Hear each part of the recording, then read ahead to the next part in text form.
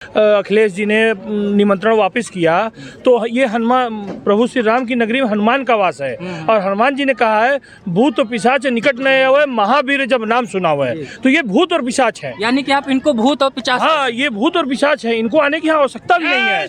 आएंगे भी ना तो हनुमान जी इनको गदा गदा मार के भगा देंगे। अगर कि 22 जनवरी है शुभ अवसर, जय हो अयोध्या धाम की। 22 जनवरी है शुभ अवसर, जय हो अयोध्या धाम की। होगी प्रतिष्ठा जन्म भूमि पे पुरुषोत्तम श्री राम की। होगी प्रतिष्ठा पवन झूम के पुरुषोत्तम श्री राम की। जो कि एक गायक हैं, भजन गायक भी हैं और बहुत बड़े गायक हैं, इनके काफ़ी फॉलोअर्स हैं। तो अभी हमें यहाँ पर मिल गए और जानते हैं इन्हीं से कि इन अयोध्या में इनको कैसा लग रहा है और कितनी बदली हुई अयोध्या है। क्या नाम है आपका? मेरा नाम वरुण बहार उपाध्याय है। जी जी। और बहुत सौभाग्य की बात है कि रामलला जी आज इतनी खुशी हो रही है चारों तरफ अयोध्या। एक आध गीत सुनाएंगे? हाँ, मेरा एक गीत है जो कि अभी मोदी जी उसको अपने आरडी से उसको डालेंगे। निवेदन मैंने किया है। जी जी। और उस पे लमसम 1 लाख लोगों ने उसका रील्स बना दिया है। जी जी। और 5 लाख से ज़्यादा व्यूज़ मेरे यूट्यूब चैनल पे हो गया है, सनातन म्यूजिक वर्ल्ड पे। उसका मैं मुखड़ा आपको पेश कर रहा हूँ, सुनिएगा। क्योंकि राम जी और हनुमान जी को मैंने यहाँ देखा है योगी और मोदी के रूप में। 24 में फिर बजेगा डंका, ये खुला ऐलान है। 24 में फिर बजेगा डंका, ये खुला ऐलान है। मोदी जी हैं राम लला और योगी जी हनुमान हैं। मोदी जी हैं राम लला, मेरे योगी जी हनुमान हैं। बहुत उत्तम गीत है।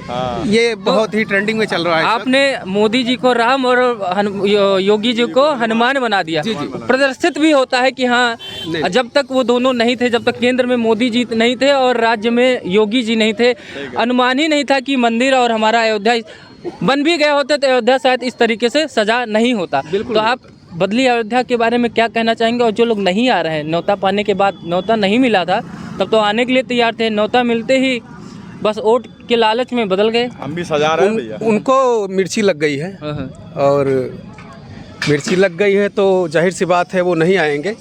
क्योंकि इसमें देखिए कोई शर्म की बात नहीं है। और ये देखिए कि न्योता जो है सबको दिया गया, सबको हमारे यशस्वी प्रधानमंत्री जी की तरफ से, शासन की तरफ से बुलाया गया। और जो नहीं आ रहे हैं उनका ये दुर्भाग्य है। जो नहीं आ रहे हैं वो कभी नहीं आएंगे। ये हमारे हिंदुस्तान की ये सोच है, हमारे युवाओं की सोच है। अरे आ जाते तो शायद पाप धुल जाता। कार चौकियों पर जो गोलियां चली थी, आने से पहले जब न्योता नहीं मिला तो तैयार बैठे थे। अब जब मिल गया तो कह रहे हम नहीं जाएंगे। तो शायद अगर आ जाते तो पुरानी बातों से उनके पाप धुल जाते, राम के शरण में आ जाते। अब क्या कहेंगे? सही कह रहे हैं सर, आप बिल्कुल सही कह रहे हैं। जो नहीं आ रहे हैं उनके मन में जो है अब ये वोट है, वोट चक्कर है क्या? वोट का चक्कर है ये। 18 80 20 80-20 का चक्कर है ये। 80-20 का चक्कर है। तो ज्यादा कौन सी संख्या आप ये बताइए? ज़्यादा तो 80 है ना? सनातनी भाई बहनों की है। हमारे सभी सनातनी। और हम भी यहाँ 80 क्या राम की नगरी में हम भी ठेका लिए हैं। मेरे सैकड़ों आदमी लगे हैं। ये पुल बन रहा है, टेली बाजार वाला माबरा पुल।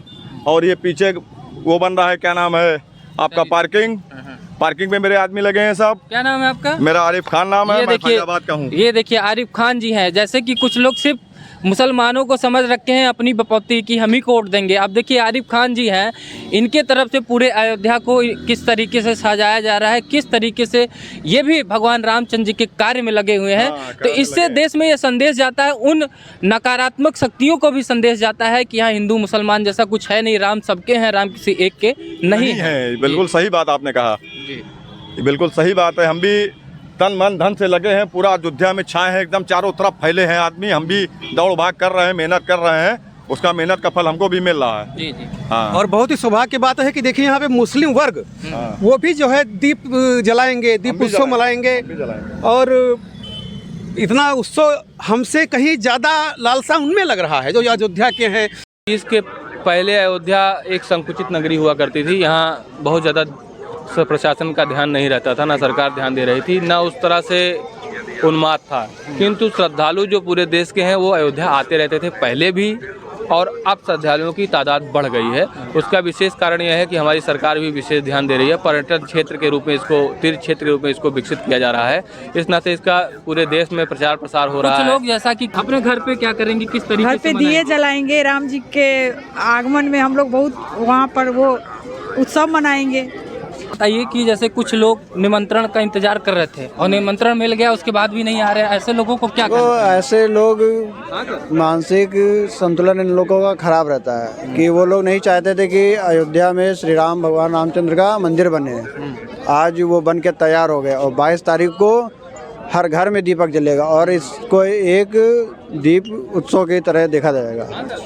जैसे कि महाराज जी ये बताइए, कुछ लोग कह रहे हैं कि जिस तरीके से विश्व हिंदू परिषद, आरएसएस सब लोग लगे हैं, अक्षत पहुंचा रहे हैं राम के निमंत्रण के लिए, 22 तारीख को लोगों को निमंत्रण दे रहे हैं, तो कुछ विपक्षी पार्टियां वो कह रही हैं कि क्या बीजेपी, आरएसएस और हिंदू परिषद वाले ही नाव का काम कर रहे हैं राम का? क्या आप मानते हैं हम लोग राम के नाव हैं कि नहीं है?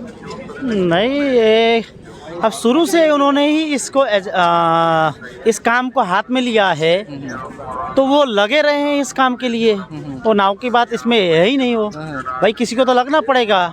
इसमें कांग्रेस राजनीति कर रही है, अन्य पार्टियां तो राजनीति करेगी ही। इसका असर देखने को मिलेगा उनको? मिलेगा, भविष्य में मिलेगा।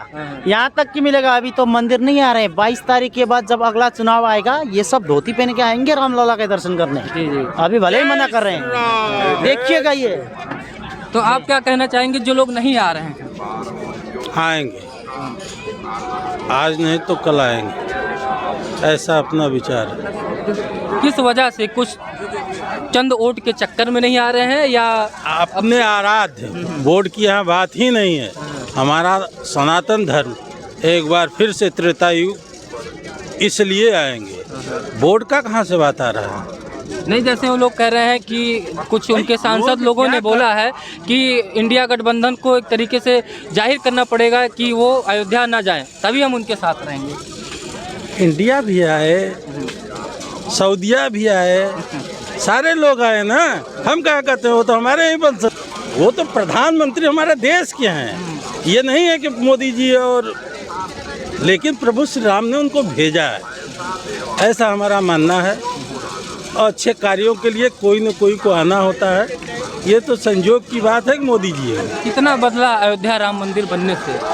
भगवान रामलला का जो प्राण प्रतिष्ठा 22 जनवरी को होने जा रही है, यह देश में एक नया युग, एक नया विचार होने जा रहा है। इससे देश में एक अलग तरह की क्रांति आएगी और जो लोग विरोध कर रहे हैं या वो कुछ वोट के लिए इस तरह की राजनीति, उनको तो मजबूरी में ही किसी भी तरह घुटने टेक करके अयोध्या में आना ही पड़ेगा। नहीं जनता उनको ऐसी नकारेगी कि कहीं मुंह दिखाने लायक नहीं रह यादव जी एक समय कह रही थी कि न्योता मिलेगा तो हम जरूर जाएंगे जी।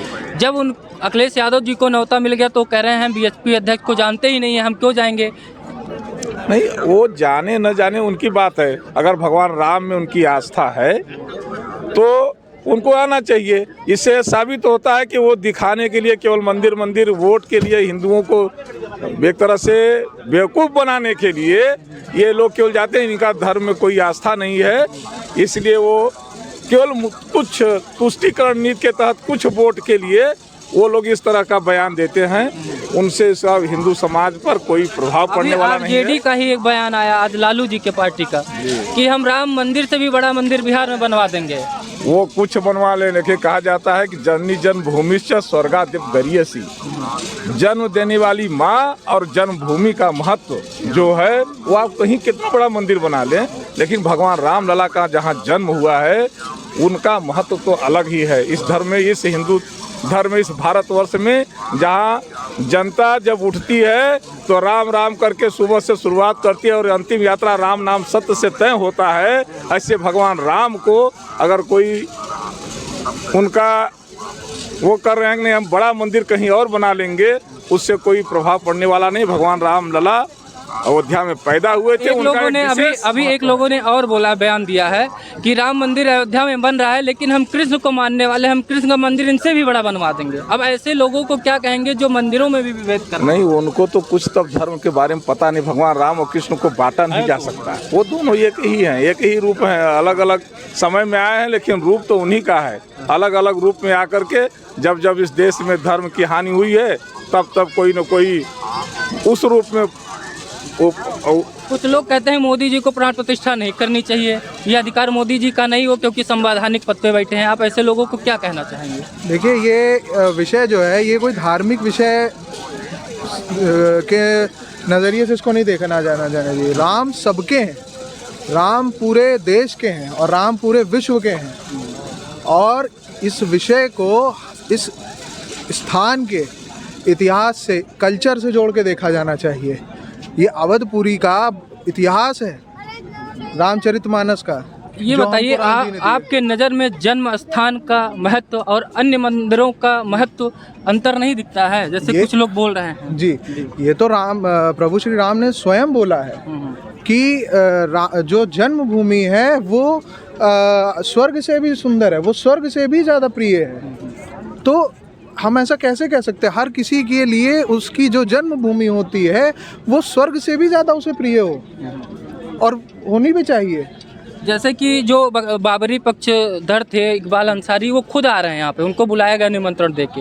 तो विपक्षी पार्टियों को आने में इससे के ऊपर, जब मुस्लिम जो पक्षकार तक खुद ही वो स्वयं आ रहा है, तो ऐसे नेताओं को क्यों बचना चाहिए? ऐसे राम के शरण में क्यों नहीं आना चाहिए? जी भाई साहब, ऐसा है कि ये जो लोग बोल रहे हैं, जैसे सोनिया गांधी और अखिलेश जी ने निमंत्रण वापस किया, तो ये हनुमान, प्रभु श्री राम की नगरी में हनुमान का वास है। और हनुमान जी ने कहा है, भूत पिशाच निकट नहीं हुए, महावीर जब नाम सुना हुआ है। तो ये भूत और पिशाच है। यानी कि आप इनको भूत और पिशाच? हाँ, ये भूत और पिशाच है, इनको आने की आवश्यकता भी नहीं है।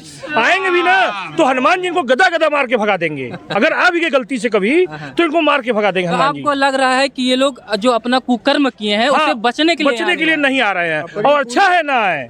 नहीं आएंगे तो हनुमान जी उनको एकदम मतलब वो हल करेंगे कि फिर कहीं रहने लायक नहीं रहेंगे। पूरी जिंदगी जो है मैंने भगवान श्री राम के निगेटिव में भी बिता दिए हैं। आज उनको आने में यहाँ पे संकोच लग रहा है। कैसे आएंगे, कैसे अपना मुंह दिखाएंगे? हम मुंह दिखाएंगे तो देखेंगे लोग, तो कहेंगे देखिए इतना दिन विरोध किया, आज आ गए हैं उसी में शामिल। इसलिए उनके लिए एक तरफ कुआं है तो एक तरफ खाई है, वो सोच रहे करे तो करे क्या। ऐसा नहीं लगता कि इनको निमंत्रण देके इस तरीके से फंसा दिया गया है? नहीं, ऐसा नहीं है। ये ऐसा था कि जो राम भक्त है उनका सोच अलग होता है। उनका ये होता है हम लोग सनातनी हैं, हम सबको मिलाना चाहते हैं। लेकिन जिनकी प्रवृत्ति ही गड़बड़ है तो कैसे मिलेंगे हमारे साथ? अंतर्राष्ट्रीय पर्व है, इसको 156 देशों में मनाया जा रहा है। इफ्तार पार्टियों में जाने में इन पार्टियों को कोई दिक्कत नहीं होती है, तब धार्मिकता नहीं याद आती है। सनातन के ही कार्यों में आने में इनको धर्मनिरपेक्षता याद आती है। वो उनको लगता है कि वो घसक जाएंगे, ये तो है ही हमारे साथ। उनको तो ये लगता है हम लोग मूर्ख थे जो उनके साथ थे इतने दिन। 80 बनाम 20 देखते हैं। हाँ, वो हम लोग को वो देखते हैं कि ये तो हमारे साथ आ ही जाएंगे। 20 भी आ गए तो अब 20 या 40 हो जाएंगे। हम लोग को बाकी 60 तो सोचते हैं कि भाई वो तो कहीं भी जाए बढ़ जाएंगे, इसलिए वो नहीं इधर उधर करते ना। उनको पूरा जो सोचते हैं कि वो 20% पूरे साथ रहे। जी, तो इसी के साथ ये था लोगों का अपना अपना मत। तो बने रहिएगा वीडियो में और लाइक शेयर सब्सक्राइब जरूर करिएगा। बहुत बहुत धन्यवाद।